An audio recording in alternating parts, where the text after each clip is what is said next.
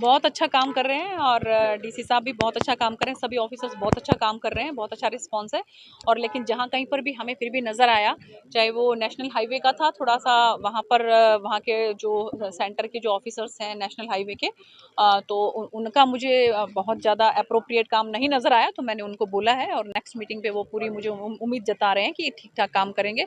और जहाँ कहीं पर भी कोई भी समस्या नजर आई है उसके बारे में बिल्कुल खुल के सभी अधिकारियों से चर्चा हुई है और सभी जो हमारी आम जनता है वो भी सेटिस्फाइड है और ऑफिसर्स हैं उन्होंने भी पूरा सुनिश्चित किया है ये कि मैडम कोई दिक्कत आने वाली नहीं है आने वाले समय में, और बहुत अच्छा काम है आने वाले समय में सिरसा के जिले में होगा, इस बात की मुझे पूरी उम्मीद है। ऐसा है कि माननीय प्रधानमंत्री जी ने जिस तरह से जो है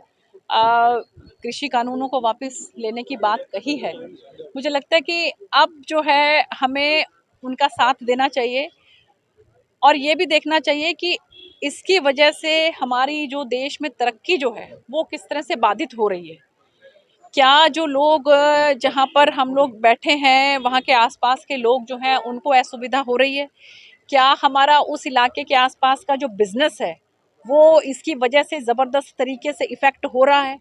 मुझे लगता है कि इस सारी बातों को ध्यान में रखते हुए अब हमें जो है वो प्रशासन का और सरकार का साथ देना चाहिए। मैं तो आप लोगों के माध्यम से हाथ जोड़ के विनती ही कर सकती हूँ हमारे किसान भाइयों से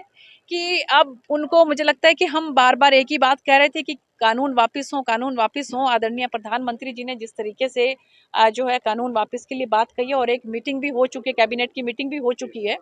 तो अब तो मुझे लगता है कि अब हमें अपने देश की तरक्की में किसी भी तरह की बाधा उत्पन्न नहीं करनी चाहिए और हमें जो है वो अपने अपने काम पे लौट जाना चाहिए और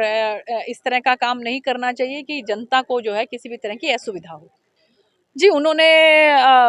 पहले जो है अपनी पार्टी बनाई और उसके बाद बहुत सी चर्चा चलती रही कि वो ये ज्वाइन करेंगे, वो ज्वाइन करेंगे। फाइनली उन्होंने टीएमसी ज्वाइन कर ली। मैं तो आप लोगों के माध्यम से उनको मुबारकबाद ही दूंगी कि उन्होंने जो कुछ भी डिसीजन लिया पॉलिटिकली, उसके लिए उनको बहुत बहुत मुबारकबाद।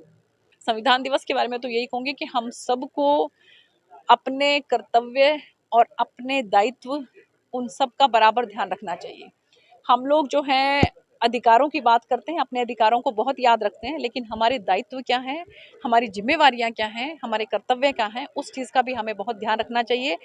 अगर हम सचमुच चाहते हैं कि हमारा देश तरक्की करे, हमारा देश आगे बढ़े और दुनिया के अंदर जो है वो नंबर 1 हमारा देश कहलाए, वो तभी कहला पाएगा कि जब हम सब मिलकर, सभी नागरिक, आम जनता जो है वो इस तरह से काम करे कि अधिकार जो हैं वो भी हमारे हैं और जो कर्तव्य है वो भी हमारे हैं। तो मुझे लगता है कि फिर जो बाबा साहब ने एक सपना देखा था और बाबा साहब ने जिस तरह से संविधान में हर किसी वर्ग को ध्यान में रखते हुए जिन बातों का उल्लेख किया है, चाहे हम महिलाओं की बात करें, चाहे हम मजदूर की बात करें, किसान की बात करें, वंचित वर्ग की बात करें, सबके लिए उन्होंने जो है हर जगह पर प्रोविजंस रखे हैं कि हमारा देश जो है वो सब मिलकर जो है अपने देश को आगे बढ़ाने का काम करें। तो मुझे लगता है हमको इस बात का ध्यान रखना चाहिए और सबको संविधान दिवस की बहुत बहुत शुभकामनाएं।